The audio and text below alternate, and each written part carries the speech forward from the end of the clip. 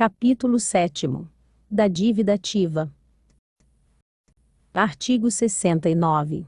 Constitui dívida ativa tributária do município a proveniente de impostos, taxas, contribuições e multas tributárias de qualquer natureza, atualização monetária e juros de mora, regularmente inscritos na repartição administrativa competente, depois de esgotado o prazo fixado para pagamento pela legislação tributária, ou por decisão final proferida em processo regular. Artigo 70. Constitui dívida ativa não tributária os demais créditos da fazenda pública, tais como multas de qualquer origem ou natureza, exceto as tributárias, foros, laudêmios, aluguéis ou custo de ocupação, custas processuais, preços de serviços prestados por estabelecimentos públicos, indenizações, reposições, restituições, alcances dos responsáveis definitivamente julgados, bem como os créditos decorrentes de obrigações em moeda estrangeira, de subrogação de hipoteca, fiança, aval ou outra garantia, de contratos em geral, ou de outras obrigações legais, depois de esgotado o prazo fixado para pagamento. Artigo 71. A inscrição do crédito tributário, ou não tributário, na dívida ativa, sujeita o devedor a multa de 20% calculada sobre o valor do crédito não pago no vencimento, devidamente atualizado. Parágrafo único. A multa aplicada na conformidade do disposto no caput deste artigo, bem como os juros de mora, terão redução de 50%, quando ocorrer o pagamento integral e à vista do crédito. Artigo 72. A dívida ativa regularmente inscrita goza da presunção de certeza e liquidez. Parágrafo 1º.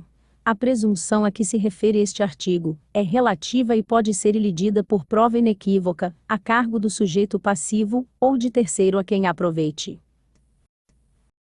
Parágrafo 2º.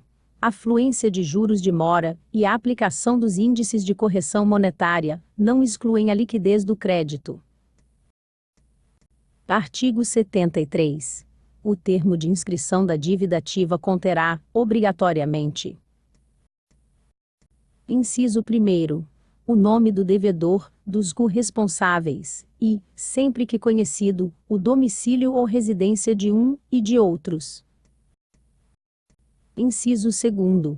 O valor originário da dívida que corresponde, bem como o termo inicial, e a forma de calcular os juros de mora e demais encargos previstos em lei ou contrato. Inciso 3º. A origem, a natureza e o fundamento legal ou contratual da dívida. Inciso 4º. A indicação, se for o caso, de estar a dívida sujeita à atualização monetária, bem como o respectivo fundamento legal e o termo inicial para o cálculo. Inciso 5º.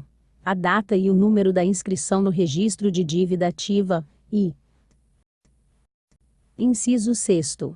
O número do processo administrativo, ou do auto de infração, se neles estiver apurado o valor da dívida. Parágrafo 1º. A certidão da dívida ativa conterá, além dos previstos neste artigo, a indicação do livro e da folha de inscrição, e será autenticada pela autoridade competente. Parágrafo 2º. As dívidas relativas ao mesmo devedor, quando oriundas de vários lançamentos e tributos, poderão ser englobadas em uma única certidão. Parágrafo 3º. Na hipótese do parágrafo anterior, a ocorrência de qualquer forma de suspensão, extinção ou exclusão de crédito tributário não invalida a certidão, nem prejudica os demais créditos, objeto da cobrança. Parágrafo 4º. O termo de inscrição e a certidão de dívida ativa poderão ser preparados e numerados por processo manual, mecânico ou eletrônico, desde que atendam aos requisitos estabelecidos neste artigo. Parágrafo 5º.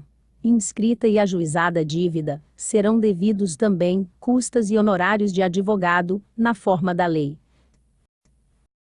Artigo 74. Como medida prévia ou preparatória ao ajuizamento, a administração tributária promoverá a cobrança extrajudicial da dívida ativa. Parágrafo 1º. A cobrança extrajudicial será realizada mediante notificação do sujeito passivo, para efetuar o respectivo recolhimento.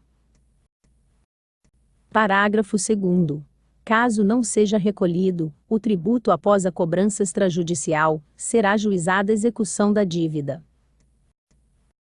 Artigo 75.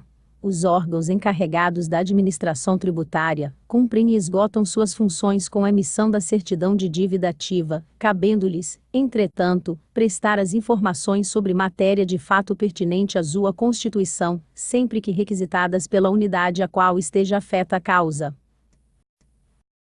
Parágrafo único.